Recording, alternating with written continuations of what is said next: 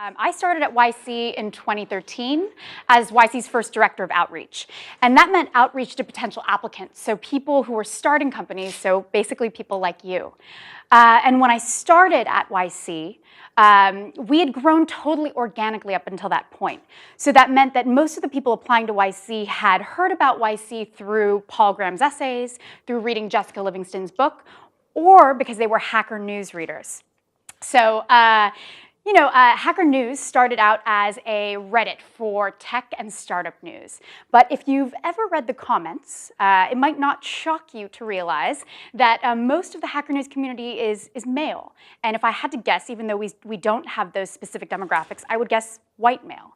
So basically, I was tasked, I realized, and I think Paul and Jessica realized also, that there are smart, hardworking people all over the world who should be starting startups who weren't users of Hacker News. So I was tasked with figuring out where are these smart and hardworking people, and how do we get them to consider applying to YC? How do we get them to consider starting a company if they hadn't started already?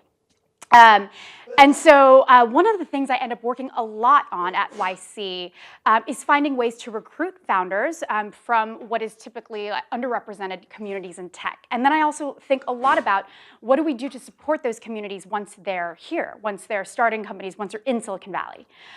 So to be honest, I was not super aware of the particular challenges that a lot of women and people of color face in tech when I started in 2013.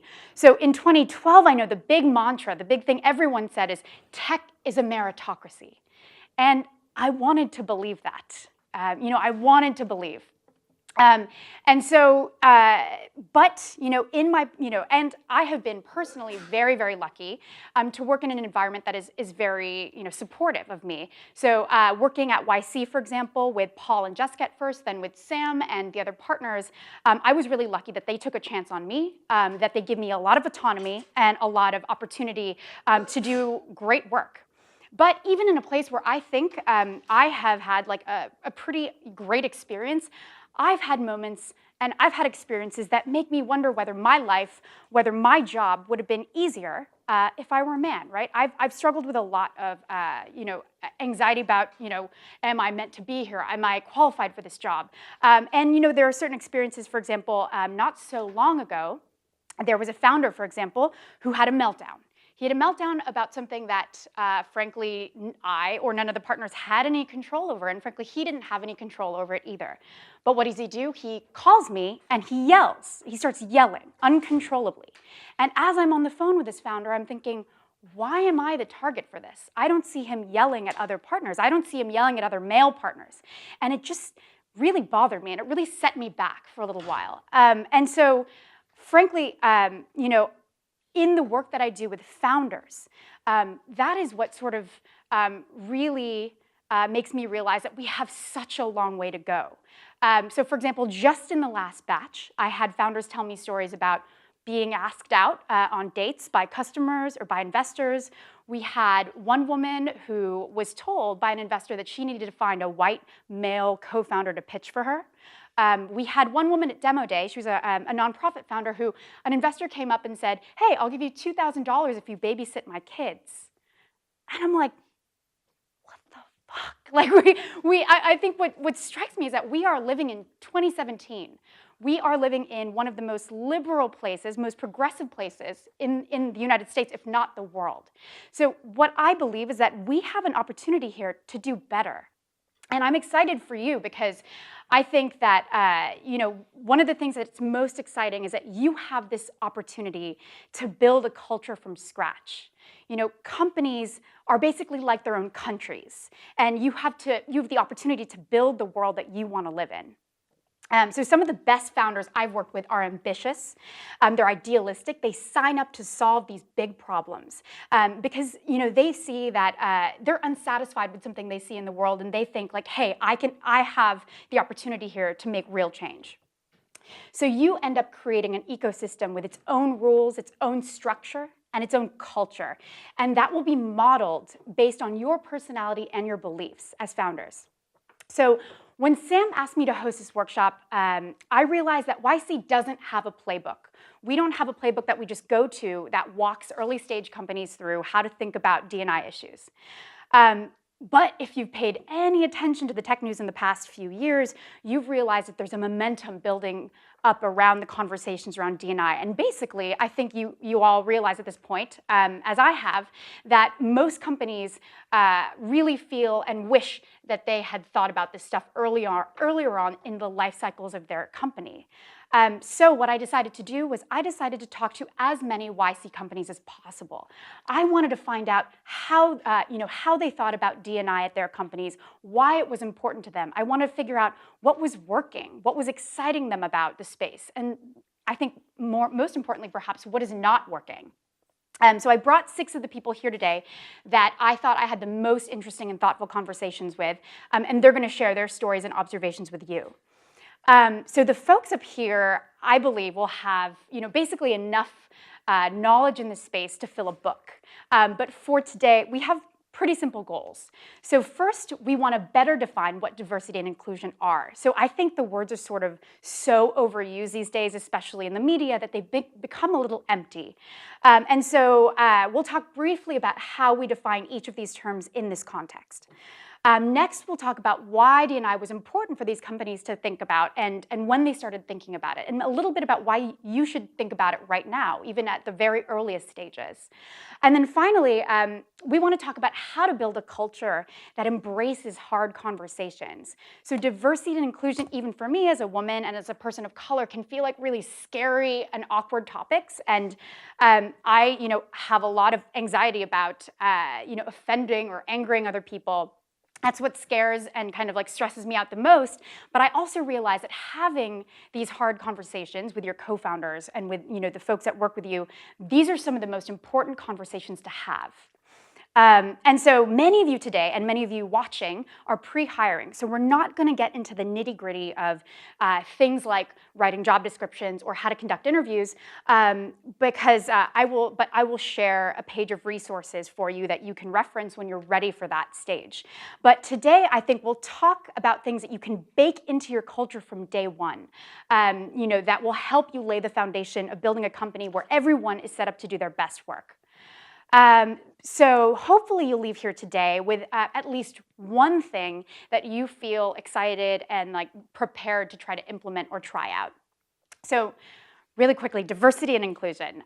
These are broad concepts, and they're going to mean different things to different companies and to different people. So one of my favorite definitions that I've heard is by Verna Myers, who is a lawyer who does a lot of D&I consulting for the legal world. She describes diversity as being invited to the party, whereas inclusion is being asked to dance.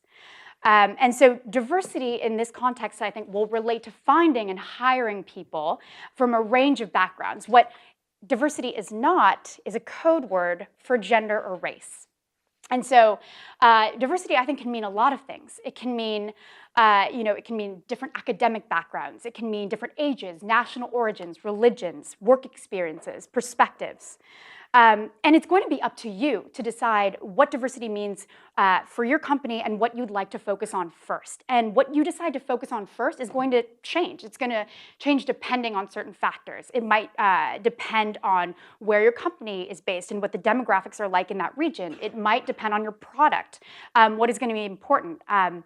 And so if you want to build a diverse team, you have to think about it deliberately, because one trap that happens is that people focus on hiring individuals. So what happens is you come up with a template in your mind for what an ideal employee would look like, and then suddenly you have a homogeneous team. So many of the alumni I've talked to who are doing this really well have said they've had to stretch themselves. They've had to think about hiring a team. So basically, a great team won't all have the same strengths and weaknesses. The individuals won't have the same strengths and weaknesses. They will have skills that complement each other. And if you think about it in some of your contexts, if you're trying to choose a co-founder, for example, you wouldn't want to work with a clone of yourself. You would ideally want to work with someone who had complementary skills.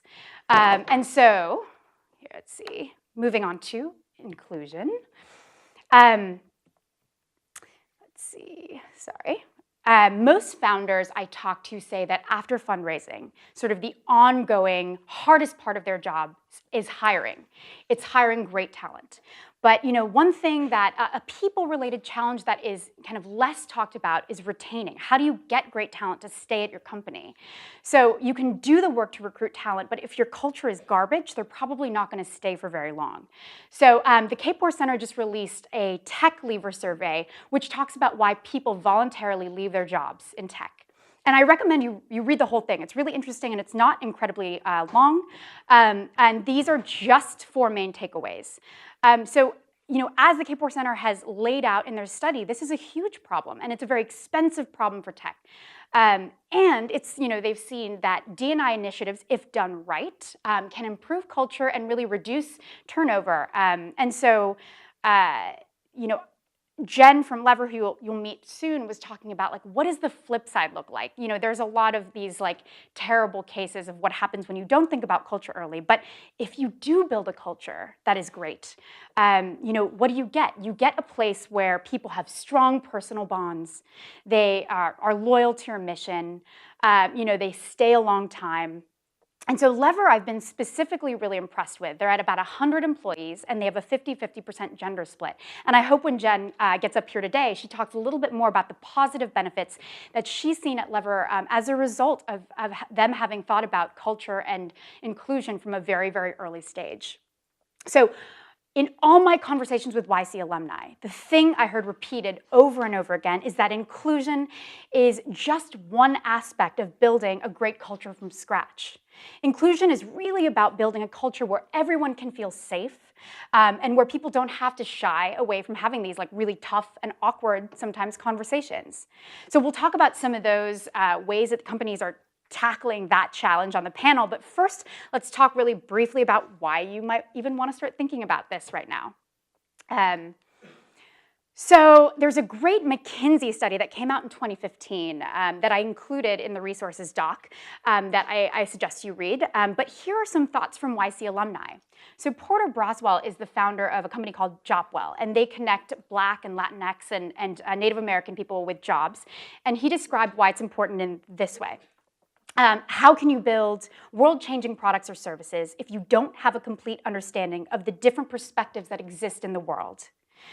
The founders of XVivo, another company, YC company, learned this the hard way. They said, we figured out early that if we hired people who came from the same academic background, they approach problems in the same way.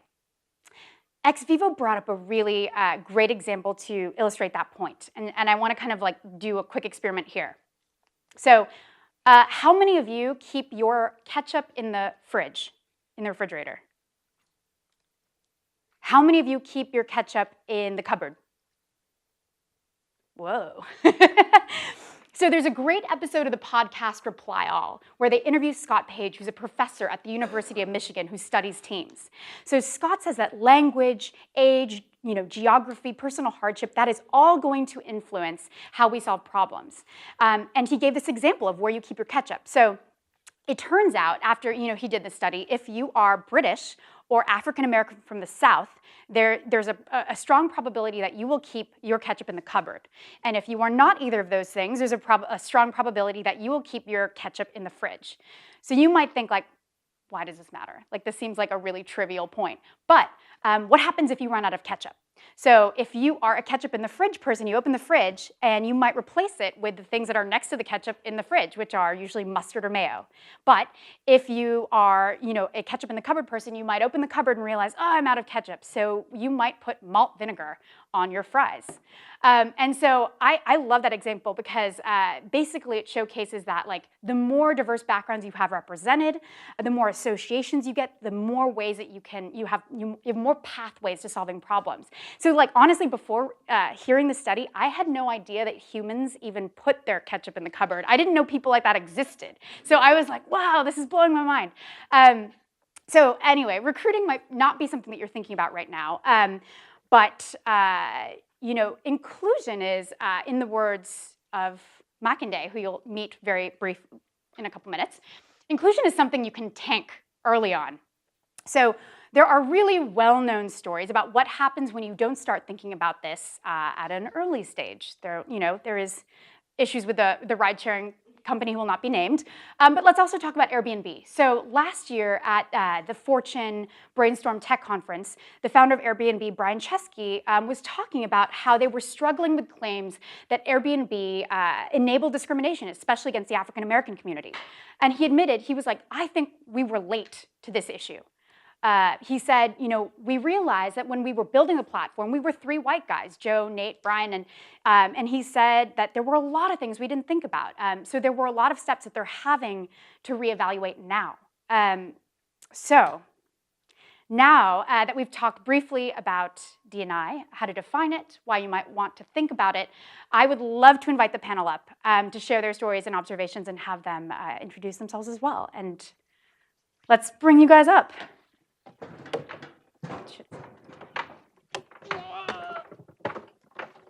Thank you, Stephen.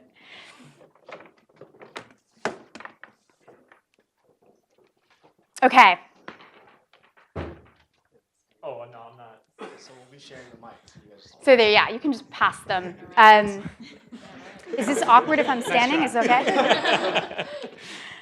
Okay, so I would love you to go down the line and introduce your name, your company, your role, and how big your company is today.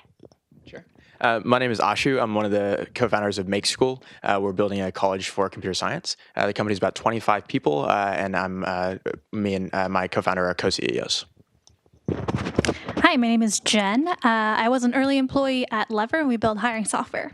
So if you've applied for a job or an internship in the last year or two, you've probably used Lever before.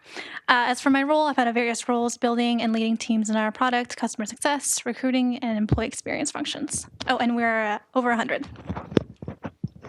And they're at 50-50, gender split, which is, so yeah, among other things, but it's hard to do. Hi, I'm Cristina Cordova, and I manage the partnerships team at Stripe. Stripe builds tools and infrastructure to accept payments for online businesses, and we are about 750 people. And I also spend a significant amount of my time on our diversity and inclusion initiatives. I think I have a mic here. Can you guys hear me? All right. My name is Perez, and I am the co-founder and CPO at HealthSherpa. We are a technology platform and team of people helping individuals enroll in marketplace coverage. We've enrolled over 840,000 folks on our platform to date. Apart from product and just leadership things, I also lead up D&I at HealthSherpa, and we're about 20, scaling up to about 40, 50 in the on-season, the open enrollment season. My name is Makinde Adeagbo. I'm the founder and CEO of DevColor. We help Black software engineers set and reach ambitious career goals. We are a team of 3. My name is Mitchell Lee. I'm one of the 2 co-founders of Penny, which is a personal finance app that you interact with by way of conversation. We are a 5-person team. Awesome. So one of the things that was very clear to me as I talked to a lot of YC alumni is that diversity is sort of defined differently for every company. So I wanted to ask a couple of you, why was D&I important for you and your company, and how did you define it? Let's start with Jen.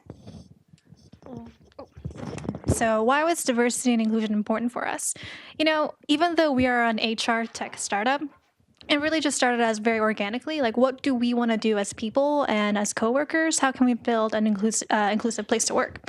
And actually, once we started telling stories, writing blog posts about it, we realized there was a lot of resonating with both our applicants and our customers. They wanted to know, what are you doing differently? What can we learn from? And realizing as leaders in this space, we had a lot to do to show here's what we're experimenting with. And sometimes, let's be real, sometimes make mistakes in.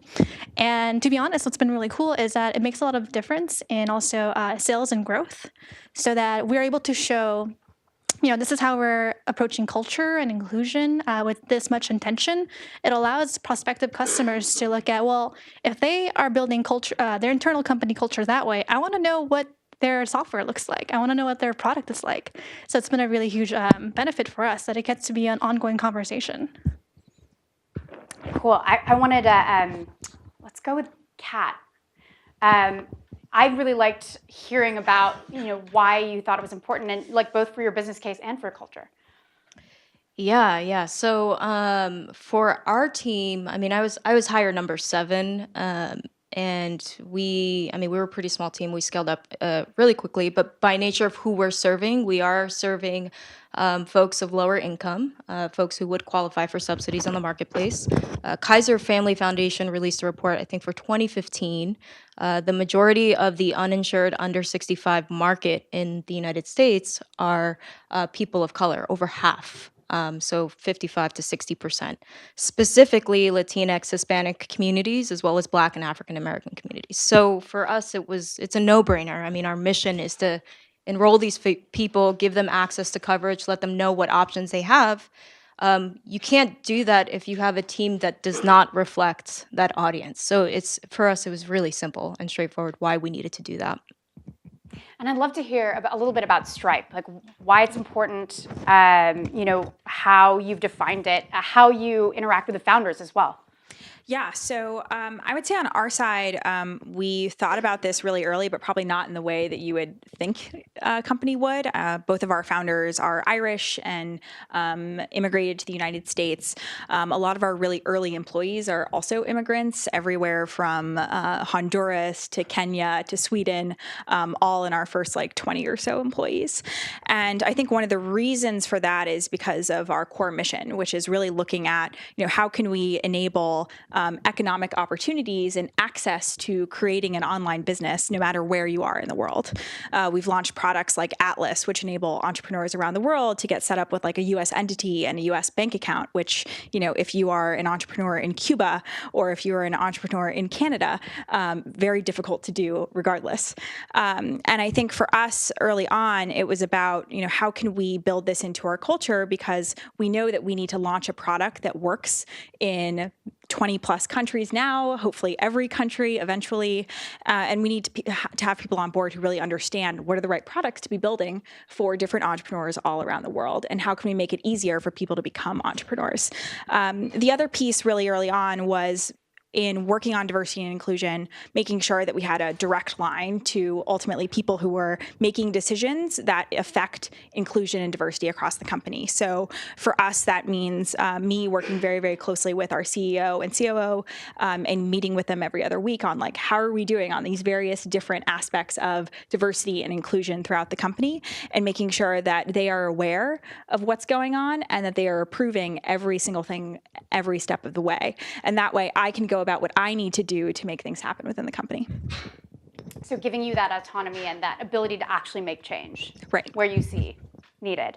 So the next question I had is when did you first start thinking about D&I? And a couple of you had some interesting conversations, and I want to talk to Ashu about Make School and your experience sort of being two guys starting this company. When did the conversation first come up? Sure. So the conversation first came up for us when we started talking to some of our students. The first summer program we had a particular female student, Sophie, who, from my and my co-founder's perspective, was this confident, badass girl who was building this amazing app. And we never really realized that she had a bit of a struggle when she was actually going through our summer program. It wasn't until a year later where we started to talk to some of our students about what their experience with our program was like, where we really heard that behind the scenes there were a lot of concerns around how she fit into the environment of the summer program. And it's important to acknowledge that it's not that the environment was explicitly sexist or explicitly discriminatory, but there's a lot just in terms of the culture and the language that you might not obviously flag as this is something that might make someone feel uncomfortable or feel not included. And it was only really hearing her experiences that made us think one level deeper, not just the what's surface level a challenge, but one level deeper than that. How do we go above and beyond to try to make the summer environment a lot more inclusive for people like Sophie? So it was really shocking to us to hear about this experience, because we thought that things were actually pretty good and that we had a pretty good culture in the program, but it wasn't until we actually had these kind of hard conversations and got some very candid feedback to realize that we had a long way to go to improve that environment. Can you give one example of something that she experienced that you didn't realize was giving her a hard time or making her less able to perform well? Yeah, I mean, some of the things were a little bit less gendered. It was around she was someone who was very athletic and had a lot of hobbies around, or not just computer science and app development. Most of the students were very focused around app development, computers, and video games, and as a result, didn't necessarily feel like she fit in socially as well with a lot of the other students. And a lot of it is also just feeling whether like she had a place in the environment when you step into a room where you're one of a few girls or one of a few people of color. It becomes a lot tougher to feel like you fit in, and your doubt whenever you're having questions or struggles about I don't know how to build this feature, or I don't know how to solve this bug. There's two questions that are being asked. Is one, is it just that I didn't learn this, or also is it because I don't fit here because I'm not a person who should be a programmer? And there's that kind of rhetoric that society has kind of pushed, especially at the high school level, where you tend to have a lot more boys who are in computer science or math classes, and that sort of second line of questioning makes people, or in her case and other students we've heard, makes them less willing to actually go and approach instructors to ask for help, because they feel like I should know this and I shouldn't be going to get help for this kind of topic. And so being more proactive about offering help, definitely. One example that you gave that I thought was really stuck with me was that when she didn't know something, some of the very young men in the class, high schoolers, would be like, "Oh, you don't know that," and I think just trying to I guess coach people through here's an appropriate reaction when someone asks a question. I think would sharing a really small personal side note on that is that for the first year, for example, at YC, I used to wear dresses all the time, and I wore jeans and a graphic tee because I was like, I just want to fit in. I realized I was using way more brain cycles to really try to fit in and be taken seriously than I needed to be. But I think I wish I'd had this conversation because yes, I think that other people have felt the same thing, and I'd never talked about it until actually right now. So there you go, sharing the story, first time. Okay, and I would love to talk to you, Mitch, about Penny, because you are one of the you and I think DevColor are probably the most recent companies to go through YC, and this is something that you've thought about a lot. And so why are you thinking about it? You're a team of 5? 5. Yeah. So I guess I should address the elephant in the room, which is I am a white male on a D&I panel.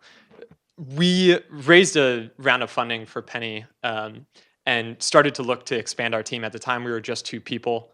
And a little bit of backstory here. Penny is a conversational app that helps you with your finances. It's really intended to help people who struggle with financial literacy or just find finances intimidating. That correlates strongly with people that don't make a lot of money, lower income people. So we were building this interface which has this personality, and I'm a prolific emoji user, and so Penny ended up using a lot of emojis.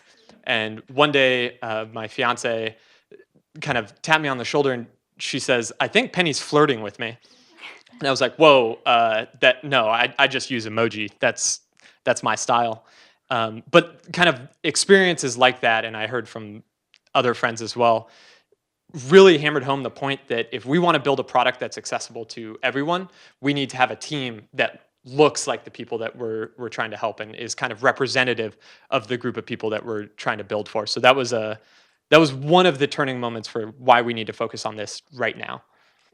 Okay, and Makinde, you had mentioned, and I mentioned it briefly, that you think that inclusion is something that you can tank really early on. So are there any examples you've seen either on the positive or negative side of companies that you've worked with that are doing this really well? Yeah, there's a lot I could say on this one. And I'll start with an example just from my own organization. So clearly, we're a diversity organization, so it matters a lot to us, both for the team that we build, but also the membership that we build. And one of my big mistakes early on was taking it for granted. So I'm a Black man, so I was like, okay, this should be easy. But I actually very quickly, when starting the organization, fell into this trap of, okay, the initial members will be the people that I know, because that's who it's easiest to start with. Turns out there are not a lot of Black women in software engineering in that initial set of people that I brought together. And right away, it became a very clear issue that the gender balance in our group was off. And it's something that we've worked on since then. It's still not where we still have a lot, and it's something we keep an eye on. But even just like realizing that even I had a blind spot was a big wake up call for me. So I'm guessing everyone has a blind spot for different groups. Yeah. So I think they're small signals. The other thing I'll say is just piggybacking on people feeling like they belong somewhere. That's another thing that I think is really easy to mess up. Just realizing that you and your company are constantly sending out signals of who belongs and who doesn't. So for us, something as simple as sending out our members to go on offsites, right? Like I was making a list of like, here's some offsites you can consider. And I just put a list of things that I enjoy, which are like zip lining or rock climbing. And for some people, that was great. For other people, it sent a subtle signal again, like, hey, is this group for me? Do I belong here? So I had to actually go back to the drawing board. And thankfully, we had a lot of different people on our team who could add different perspectives, and also within the membership who could help fill out that list to be something that everyone would find something that appealed to them. That's really cool. So one of the things that I think I heard from all of you and all the alumni I talked about is that like one of the major kind of obstacles to start implementing like really impactful D&I programs is like getting people to have tough conversations. It's getting people, even if they're uncomfortable, to share and have these conversations. So, Jen, can you talk a little bit about what's going to come next is sort of inspired by what Jen told me about a panel she heard about at Pinterest, but then also talk about how you've implemented that at Lever. Yeah, the particular problem we were trying to solve for at that time, about a year and a half ago, was this question of how do you make inclusion truly inclusive? To make inclusion and culture building a company-wide activity, it's not just, oh, that's like the women's issue or that's like the racial minorities issue. So something we realized was when we had events and different discussions about inclusion, there was a smaller subset of the company that was very active, very passionate about it, and actually a larger subset that considered themselves kind of like a little bit on the sidelines. So don't get me wrong, they thought it was a good idea, they were very supportive, but for whatever reason, they were a little bit hesitant to like jump really deep in and be visible leaders for it. So I was kind of wrapping this around my head, and I met a head of inclusion at Pinterest, Candace, at an event, and she told me about this event that they had called Sorry, I Didn't Mean to Offend. And what they did was put members of the majority group, I think a lot of engineers, white males, put them on a panel just like this and create a safe space where they were able to talk about mistakes, missteps. Here's something I just had no idea about. I said something and I offended someone and I was so mortified. But, by having leaders and by having, their colleagues speak openly about these events really set a tone for the culture, right? Saying like, you are not going to be vilified by saying the wrong thing. We are going to assume best intentions and really try to go from there as a team. So what we ended up creating, inspired by that idea, was a session called DNI for Supporters. So it's an internal seminar led by actually somebody on our team who's also from a majority group, a straight white male engineer. And the fact that maybe it was led by him had like two different factors. So one, maybe because when the person leading it is someone from the majority group, people are like, oh, I'm like way more curious about it. Like maybe I should go, even though previous events, they didn't really seem like they were for me. And then second, again, really designing it with that audience in mind. The subtitle to that seminar was DNI for Dummies. So it's like, if you're ever confused or uncertain and you just didn't want to say the wrong thing, so you've been holding yourself back, this is a space to come for you. And it ended up being really successful. And a lot of people who previously weren't actively involved came and shared really personal stories and opened up. And just to wrap this up, I think something one of my coworkers had said. So this is a Black male coworker of mine who said, when the cause isn't your own, it can feel really uncomfortable to speak out on behalf, even if you really, really want to. Because again, that fear of saying the wrong thing, being misinterpreted, being attacked even. So it really is a deliberate effort you have to make for, your future employees, your culture, to say that this is okay. We're going to navigate through these things, just like you would with any business problem for a growing company.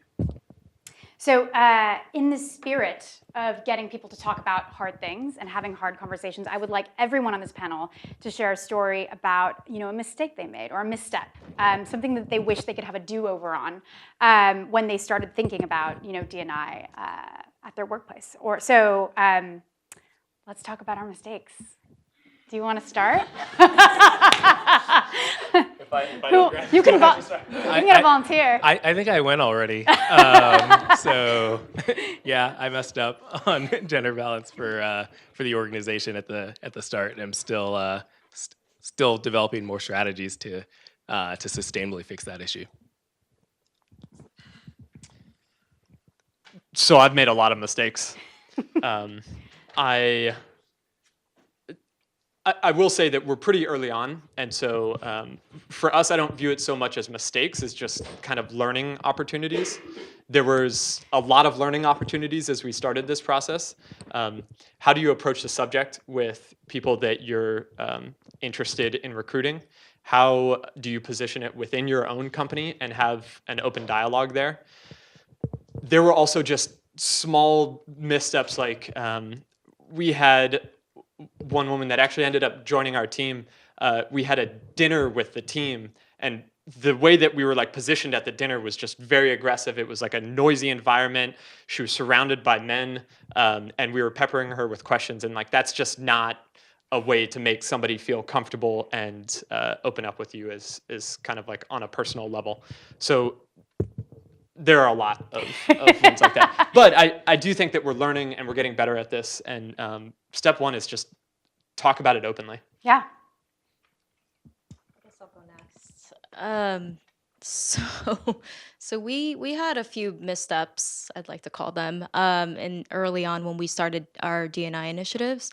We started about 2 years ago, and at the time, I had come on as hire number 7, so we were still pretty small.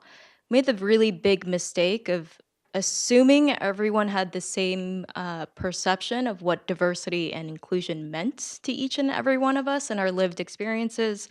And that means everyone, including, white cis males on the team, right? So Jen, you talked about this, but one of our biggest missteps was just not necessarily even practicing this concept of inclusion with our white cis male team members, right? Their thoughts matter, and they need to be involved in the conversation as well. So I think that was our biggest mistake, is just assuming, oh, team of 7, everyone conceptually agrees we should do this, but not really having that tough, uncomfortable conversation about it. And then the second thing I'll just add there is we approach it as a to-do list, which is a terrible thing to do. We were overly ambitious. We had 7 initiatives we wanted to roll out at the same time. Definitely don't do that. It's one is enough. We learned to approach MVP style. Start small, because this stuff is really emotionally taxing and intense and triggering for people. So yeah, just starting small would have been something we would have changed from the start. Oh, you want to use I this? can go. Yeah. So I would say for us at Stripe, the probably one of the biggest mistakes we made fairly early on was we need to hire a pretty significant number of engineers in a very fast period of time in our early growth. And we hadn't necessarily hired the number of engineers that we were looking to hire in that period of time, which was about 3 months, at that rate ever in our history.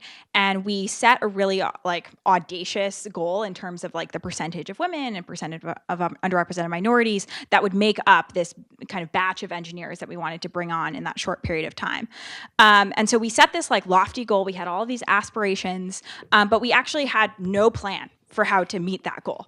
So, of course, we completely failed. And it was a very hard time, I think, in the company, because we effectively, we hired all the engineers that we wanted to hire, but not many of them were people of color or women. And as a result, we had to sit down as a company and say, like, yeah, we screwed up, and we had to admit that, like at an all hands in front of our entire company, and start thinking about, okay, well, what are we going to do to fix this, right? Because we are going to continue to hire engineers, and we need to set up a plan so that we can do that in a more effective way. So what we did from that point on was say that, I think at Stripe at the time, we had this kind of disconnect between recruiting and hiring managers. So I think in a lot of ways, hiring managers, people who need to add engineers onto their team, think about it in the context of like, well, recruiting is bringing me these candidates. And so I'm going to, find the best ones and bring them through my hiring pipeline. But the reality is that as a hiring manager, it's your responsibility for what your team looks like at the end of the day. And you need to take an active role in that hiring process. So we actually implemented 2 quarters ago a goal effectively saying that every engineering manager is required to bring an underrepresented candidate, so a person of color or a woman for engineering, all the way through to the on-site stage of our hiring pipeline at Stripe. And this really put the onus on the eng managers to do this because we, created a internally public spreadsheet in the company of all the eng managers and which one of them had met the goal. And so they could see this, their team members could see this, and so if they weren't dedicating the time necessary to meet this goal, everyone would know about it. And so that really put the power in the hands of the hiring managers to say, well, okay, like how can I go out there and meet people who are not in my direct network? And how can I ensure that we are bringing more people from different backgrounds into the funnel of our hiring pipeline? And we've 3x the number of women in engineering that we would normally hire during that period of time through that effort. Cool. I have a story about how we made a mistake, and a really valuable lesson was how we were going to treat and kind of deal with other future problems like that. So we have a employee resource group called Leverettes, and that's what we call female employees of Lever. It's a Slack channel and a dinner, I think like 2 or 3 times a year to talk about issues, resources, mentorship.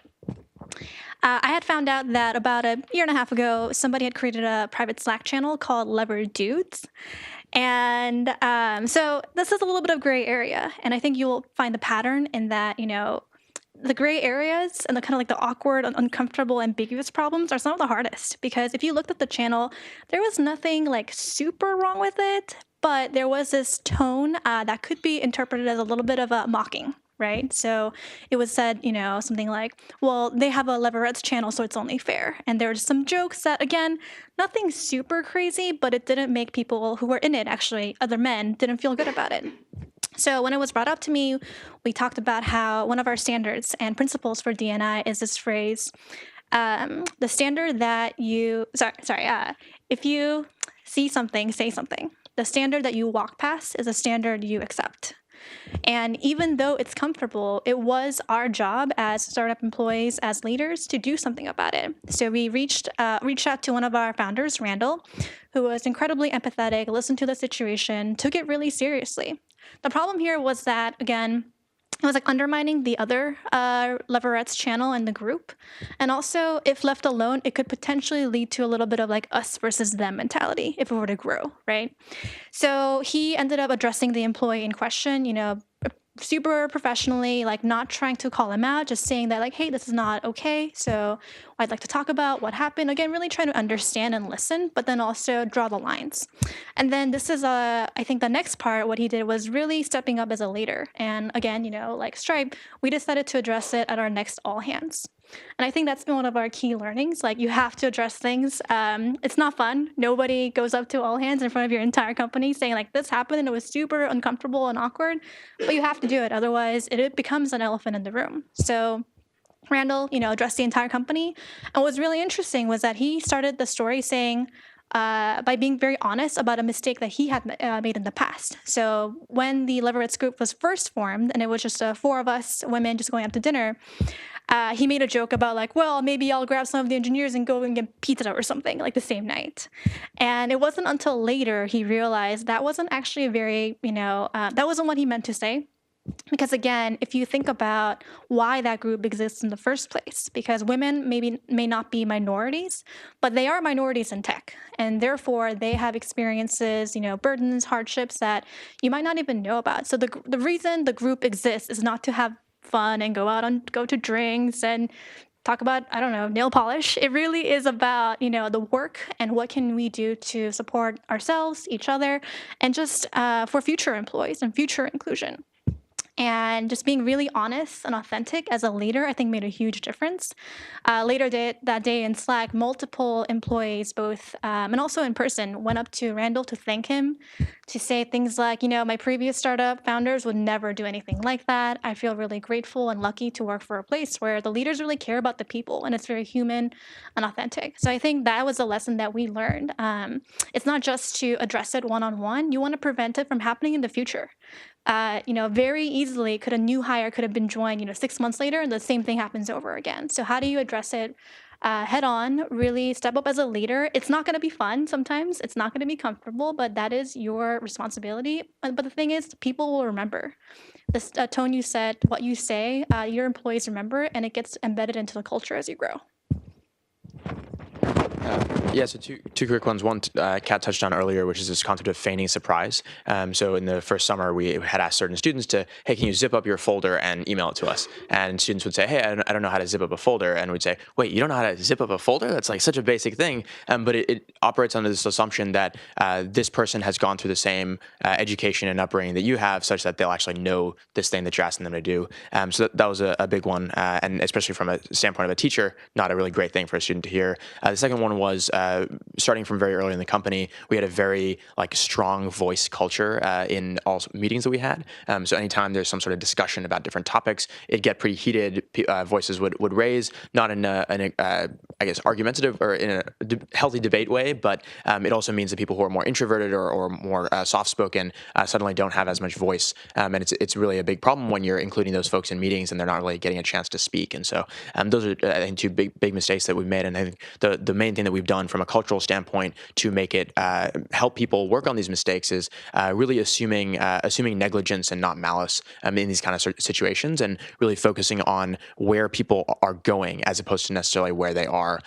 Both my co-founder and I were quite young when we were starting the company, so had lots of mistakes in terms of leadership and management. And it's only because we have a culture where other folks on the team are willing to understand that we're constantly trying to improve. And similarly, if you notice some behavior and you say something about it, it's important not to make the person feel that they are a bad person for having said this, but really just help coach them so that a year from now they'll be a lot better in these kind of situations. Cool. So now, and you've all sort of talked a little bit about some things you're doing that are going well, but shifting a little bit from the mistakes that you've made in the past or that your organizations have made in the past, let's start talking about things that you're trying, that you're excited about, that are paying off, that are that you think are going well in terms of building this great culture from scratch. Is it going well for anyone? And I think it's the thing is we know there's no easy button, but if there are any lights that we can follow. Yeah. Can only share what's worked for us. What's worked for us may not work for everyone. There is no playbook for the one size or blueprint that one size fits all. For us at HealthSherpa, what we did when we were hiring is we leveraged POT tools, not to be mistaken with the other pot. So people ops tools, that's what it stands for. One specifically that we use, it was called Unitive. It's a K4 Capital portfolio company. They're called Talent Sonar now. And we used it to run our job descriptions through it. And the job description check would score the job description. It would call out words that were heavily biased. And the reason we did that was to obviously cast a wider net. So super easy tool to use. They had other features like the blind resume review, as well as scoring questions and making sure that each person who was interviewing a candidate was asking every single person the same question, and those questions map back to competencies and skills that you need, right? So it's not this, when you're a startup, you kind of do things in a scrappy way, but we finally built some structure around our interview process. And what we ended up finding after rolling out that one initiative is we ended up hitting our diversity goals. We 2x'd our Hispanic, Latinx hires and team members, as well as our Black team members as well. So it totally worked. Another thing I like to throw in there, as we had that new team, leveraging that initiative, is we had a plus 85% revenue growth as well. So I would like to, attribute that to the team that we had in place. So it's just a testament to the fact that hiring diverse team members, especially when you're serving diverse communities, really does impact your bottom line. Yeah, I actually get this question a lot because of what our organization is. A lot of founders of small companies will come up and ask, hey, how do I hire more Latinx or Black or female engineers? And what I usually actually tell them is, look, if your company is 4, 5, 10 people, what you should really think about is what are the attributes and skills that you need on the team, and be really honest about those things. So if you're, for example, if you're building an ag tech company, right, and all of your employees are from cities, that may not be the most effective thing when you're trying to sell, and no one has ever been on a farm. So I think it's like step one for me is really taking a really honest look at what you need your employees to be able to do and what specific things matter to you at the stage that you're at. And then hiring against those things, as opposed to just trying to like check the boxes or make your numbers look a certain way because when you're larger, the press will be looking at your stats. Figure out what's important to you at your stage, and then hire against that. So I think the thing that we probably have done best is start early. We started thinking about this when we were 2 and 3 people. That's important both because the people that you hire early on are eventually going to go on to be the leaders at your company and hire their own teams. And so you want to make sure that you're building the team now that you eventually want to have. It's also important because if you end up as a team of 15 white and Asian dudes sitting in a room and start trying to incorporate diversity into your team at that point, good luck, because people don't want to be a token diversity candidate or feel alienated by a culture that's already in place. So that's a big one. We've also been pretty proactive. So you mentioned kind of blinding the resume or putting together good job descriptions. That at a very early stage is not quite enough because you're working with a much smaller funnel. So we've been very proactive about saying, no, we're actually seeking out people of different backgrounds and different cultures to try to incorporate them into the team early on, and so like partnering with like different organizations that can kind of help broaden your recruiting funnel there was something that I think did well early on. So for us talking about these issues, and whether it's community, culture, diversity, and talking about them at effectively reset points. So for our education programs, when the programs actually start is a really good time. But with the company, if you can't always go back and reset to the very beginning. So at a company offsite, let's say in January, right after everyone's come back from winter break, usually is a good time to address these kind of topics, because whatever impression you set and whatever culture you start building in the first few weeks of the new year will typically last throughout the year. The second piece is providing mentorship, especially for our students, providing mentorship of people who look like them and feel like them. We have one of our alums, Leslie, who actually works at Lever. She's been amazing in terms of creating a support group for our current female students in our college program. That's gone a really long way to helping that. And finally, just talking about the numbers. You shouldn't be ashamed if your numbers are not very diverse. Last year, in the first year of our college program, we had one girl out of about 22 students, which was not great. But we still talked about that, and we thought about how can we actively improve that. And because it was open, an open dialogue, we could think about how to make plans to address that. And now we have about 7 girls out of 40 or 36 students, and 100% retention throughout the year, which is a big improvement for last year. And so for both programs as well as for the staff, we've started talking about the numbers when they weren't great, and then continue to increase and improve them year over year. How are we doing on time? If you could each take 1 minute, and then I think I'll yeah. Sorry. Yeah, I'll keep it short then. So you're hearing a lot of answers both on the diversity side and on the inclusion side, and I can talk a lot about there. But one thing that I think adding on to what those two at the end said, really, figuring out what works for your company that might not be for every other company. For us, we're a SaaS organization in that we have quite a large sales part of the company.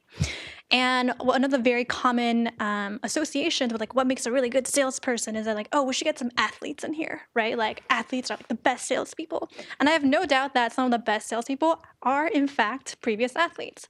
But that doesn't mean that, if you weren't an athlete, you're going to be not good enough, right? So it really took to examining some of these biases and beliefs that we have in the Valley and workplaces in general, and really looking at, is that actually true? And is that going to work for us at Lever? So we've been able to have, just make, the previous previous college athletic experience required, like taking that out of job descriptions and making sure people are not being punished or feeling like they're being left out because they didn't have this certain background. Last thing I'll say is we did probably 20 things to improve our intern diversity for this past year. So in 2016, we had 11% women and underrepresented minorities in our intern class, which was, failure, mistake. And this year we had over 41% women and underrepresented minorities in our intern class, and we over doubled the intern program. And I would say one of the things that we did in particular that had that effect was we created multiple ways to actually get into our intern pipeline. So your traditional way of showing up at a career fair, for example, or applying to our website were still ways that we looked at candidates, but we found that all the other technology companies were looking at those exact same candidates, and you were looking at the same candidates that had 2 other great internships at Google and Facebook, et cetera, and you were all fighting over those particular candidates, when the reality is you're looking for capabilities at the internship stage. You're not necessarily looking for people who have tons of experience, because the likelihood is if you're in college, you probably don't have very much experience at all. So how can we hunt for people who are have those fantastic capabilities that we need, that we think are going to do really well at Stripe? And so one of the things that we did was create 2 additional application paths. One was a coding challenge that you could do in your own free time and then submit that challenge to us, and you'd actually go straight to a phone interview. You didn't even have to talk to a recruiter. And then the other path was a show us your code option. So we went to a bunch of events like Black Society of Engineers at certain different colleges, the Grace Hopper, et cetera. And we said, if you just take out your computer and show us a project of something that you've built, if we think the code is good, you automatically get to the next stage, right? So how can we think about candidates as more than just their resume, especially when in reality, at a college stage, their resume probably doesn't really matter that much. Yeah. All right, so we are at time. So to kind of thank you all for sharing all your stories. And I realize a lot of you are pre-hiring, so you aren't thinking about some of these issues, but I created a resource list, and it's sort of a living document. So I will list everything that you guys mentioned, all the resources and tools that you've used, and Stephen is gonna be sharing that with the class and with everyone online. And Jen, I'd wanted you to talk a little bit about the framework for creating ongoing D&I programs, but I'm just gonna have you, since we don't have time, I will hopefully work with you on a blog that you can blog post. And Lever also has an incredible series. It's a 10-part series that walks through kind of D&I for companies that I also added in the resources list of great places to start if you're looking to read up more on this. So we will be sharing that list with you and also kind of putting together all your notes and then anything else that we missed. This is such a meaty topic, and there's a lot here, but thank you also for listening. And you feel free to reach out to me with any questions that you have, either for the speakers or for me. I'm Kat, K-A-T, at ycombinator.com, and I can connect you to any of these ladies and gentlemen if that's desired. So thank you again, and thank you. I want a round of applause.